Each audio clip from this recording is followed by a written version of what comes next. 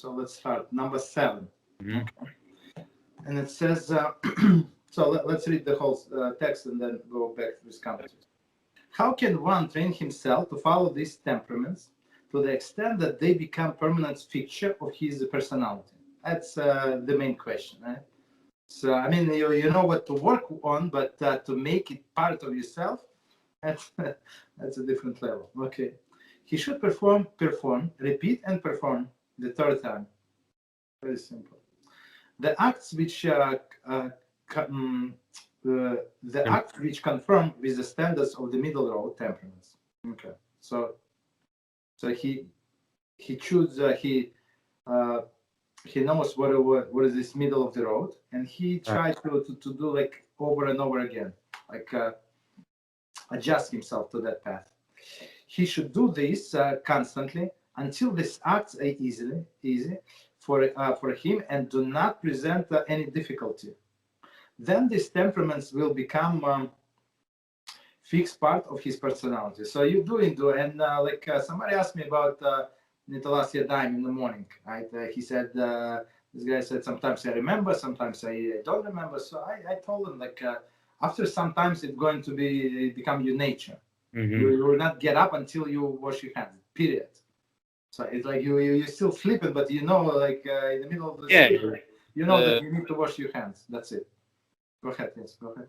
No, yeah, it's like it becomes routine, like it's a part of you. You know you have to do this. That's it. Yes. Mm-hmm. So Rambam is saying the same is all of the other midas. Okay. Since the Creator is called by these terms. I'm sorry. I want to ask you something because I've been trying to practice something like this, right? So when I go to daven, sometimes, sometimes I'll go to a minion factory, Yes. So I go to Landau's, and usually a minion factory is always people collecting tzedakah.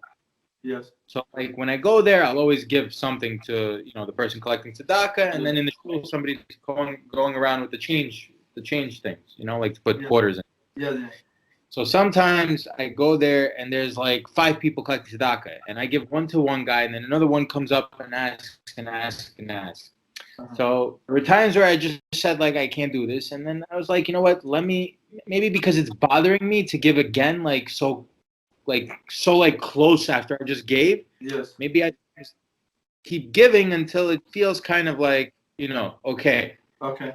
But then again, I also don't want to feel like I'm giving all right, beyond my means. I just gave $6, going in and going out. I'm giving 3. Yes. Yeah. Okay. So how do you know where that middle ground is, especially with tzedakah? You see, in this specific case, it's not appropriate for them to disturb people and collect tzedakah during the davening. Right.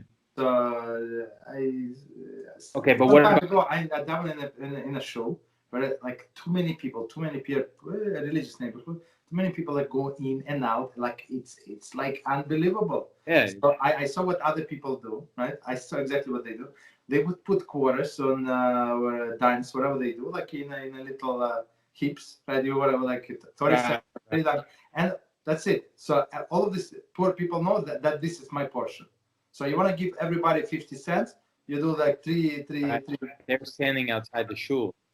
So okay, yeah, okay. Uh-huh. So, okay, so what is the problem? That you think that you give too much? That they are annoying? No, I don't want to think that they're annoying, but okay. So I'll give you an example. The other day, I said, all right. So how did it start? I came one day. I was going there, and there was this guy who saw me coming, and he asked me tzedakah for whatever. I gave him $1. Right next to him, there were these 2 kids. They both ran up to me. I gave one to one, then another one ran up to me. I don't have. And it bothered me that they're asking, I don't have. Yes. Or I said in my head, I just gave. I didn't say I don't have. I said I just gave. That's it. Leave me alone. Yes. I go in, I daven, and then I come out and they're asking me again. And the one guy that I gave to asked me again, and I said, I just gave to you. And he's like, oh, did you? I was like, yeah, on my way in.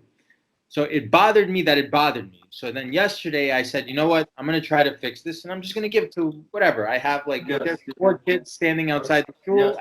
I'll give it to them. Yeah. So I did, and then I'm thinking, what if that's too much? Like, what if, like, like, how do you know what's too much? Like, am I being too, too to the right or too to the left, or how do I know if I'm going to be in the middle? So maybe okay, I see what you're saying. Maybe $6 is not too much, but you're not obligated to give to everybody. Anybody who asks you're not. There is no such obligation. Okay. So we say, but Baruch Hashem, that go ahead. That Hashem sent us crooks. So if not for crooks, right? If not for crooks, we all going to go into a Gehinnom. Right. Because we know there is crooks. I know how many percentage-wise there are crooks, right? So you have you can suspect that maybe this person is a crook. Why should I give him to right? Which if everybody would be honest people and they would ask because of their need, so you would be obligated 100% to give. Right. You understand? So it's there is no obligation to give to everybody. There is no obligation to give $1. You want to give 50 cents, you give 50 cents. You want to give quarter, you give quarter. That's what you give, what you're comfortable with. You understand? On one hand. On the other hand, if you like support others, like you have other like charities that you support, you give it to them.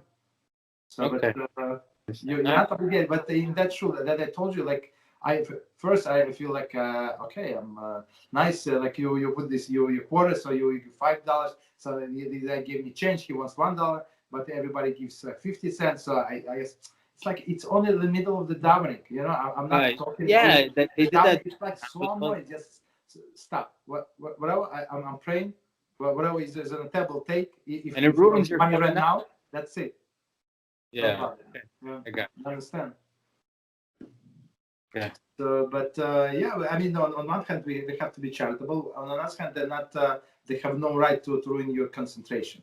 Right. Okay. You understand? That's not you. That was not the reason you came there for. Okay. Okay. So continue. So we're on sins, right? Since the Creator is called by these terms. No. Probably no. He should. The act. Right. Yeah. He should. Yeah. He should do this constantly until this act easy for him, and do not present any difficulty. Okay, so it became part of him.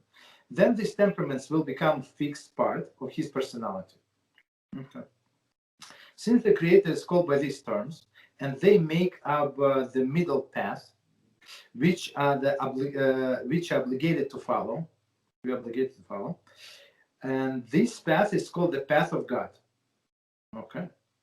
This is the heritage which our patriarchs Abraham taught his descendants. Bereshit 18:19 states, "For I have known him, so that he will command his descendants." I think him should be from lowercase. I have known him, meaning Abraham. Him, this, and I know this line, meaning Abraham. For I have known him, so I, meaning Hashem known him, so that he will command. No, right? Which our patriarch Abraham taught his descendants. So he's saying Abraham said, "I have known him," which is Hashem, I think. No, because it says no. I think here Hashem is talking. For I have known him. No, but from before it says this. Yeah. But it's, I don't know. Maybe you're wrong. I don't know. We can check in the Chumash later. But the way I remember this verse, it's for I have known him. So yeah, I think he is Hashem is talking. But I have known him. So the second he is lowercase, right? Yeah, the second he. Yeah. That he, meaning Abraham, will command his descendants against he's from the lowercase to keep the path of God. So that's Hashem said that I like him, I love him, this Abraham person, because he's going to continue the Torah. So the Torah is not going to stop with him. That's very important. One who follows this path brings benefit and blessing to himself, as the above verse continues, so that God will bring about for Abraham all that he promised. Okay, so let's go.